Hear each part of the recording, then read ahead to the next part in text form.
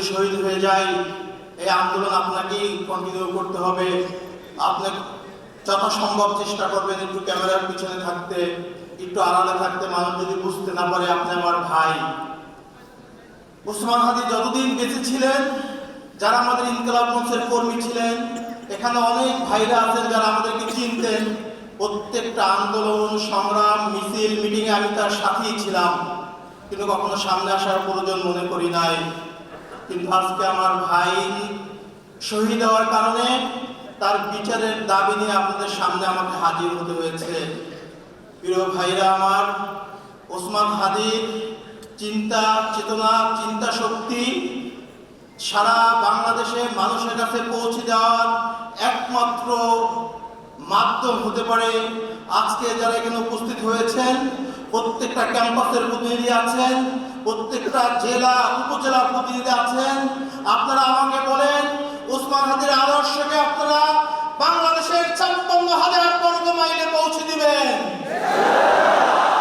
ওসমান হাদি সাহেব আগে দাঁড়িয়ে বলছিলেন, এ আল্লাহর জমিনে আমরা কাউকে ভয় পাই না। আমাকে যদি হত্যা করা হয়, আমার পরবর্তী ভাইরা, আমার সন্তানরা এই আন্দোলনকে চালিয়ে নিয়ে যাবে। আধিপত্যবাদের বিরুদ্ধে আমাদের লড়াই চলবে। বাংলাদেশের ইনসাফ প্রতিষ্ঠার জন্য আমাদের লড়াই চলবে। সত্যার জন্য আমাদের লড়াই চলবে। যতদিন বেঁচে আছি এই আল্লাহর জমিনে সংগ্রাম করে শহীদ হয়ে যাব। প্রিয় ভাইরা আমার, আল্লাহ ওসমান হাদিকে শহীদ করেছেন। কি প্রস্তুতি নিয়েছিলেন আমি জানি না। এক শুক্রবার সকালবেলা সে সকল প্রস্তুতি নিয়ে জুমার নামাজ পড়তে আসছে। জুমার নামাজ পড়ে ফেরার পথে সে গুলিবিদ্ধ হয়েছে।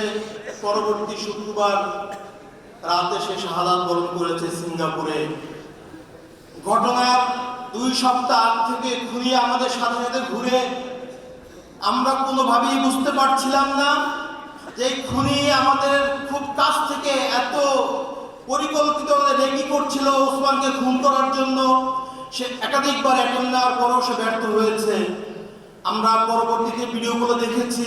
কালচারাল সেন্টারের ভিতরে তাকে শুট করতে চেয়েছে, আর একজন হঠাৎ করে চলে আসার কারণে সে শুট করতে পারে নাই। কিন্তু আল্লাহ তাকে জুমাবার শুক্রবারই কবুল করেছেন। এই জন্য খুনি শুক্রবার তাকে শুট করে সফল হয়েছেন।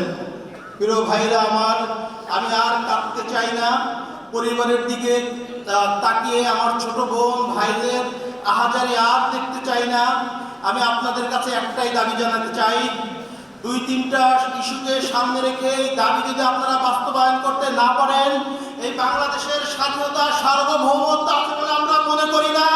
যে স্বাধীন বাংলাদেশে আল্লামা দেলোয়ার হোসেন সাঈদীর সাক্ষীকে ভারতের কারাগারে পাওয়া যায়, যে ওসমানের খুনি করার ৬ ঘন্টার ভিতরে বাংলাদেশ বর্ডার পার করে যায়, এই দেশের স্বাধীনতা সার্বভৌমত্ব আছে বলে আমি বিশ্বাস করি না।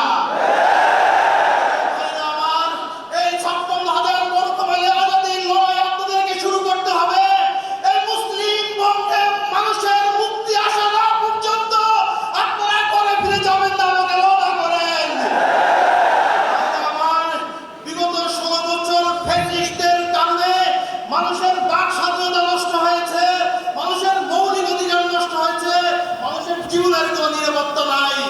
আমরা ঠিক সেই আশঙ্কায় করতেছি, আবার সেই ভয়ের রাজ্যে বসবাস করার দিকে যাচ্ছি।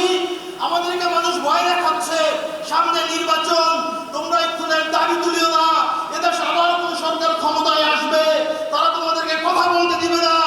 আমি আপনাদের কাছে বলতে চাই, কোন সরকার ক্ষমতায় আসবে কি আসবে না সেই সিদ্ধান্ত জনগণ নিবে। কোন সরকার ক্ষমতায় আসবে, আওয়ামী লীগের মডেলে নির্বাচন করে আবার আধিপত্যবাদীদের ক্ষমতায় আনতে দেন, এর জন্য আপনারাই দায়ী থাকবেন। আমার ওসমান হাদির ভাই হিসেবে বলতে চাই নাই, একজন সহযোদ্ধা হিসেবে বলতে চাই, আগামীর বাংলাদেশ কিভাবে নির্মাণ হবে সেই সিদ্ধান্ত আপনাদেরকে নিতেই হবে।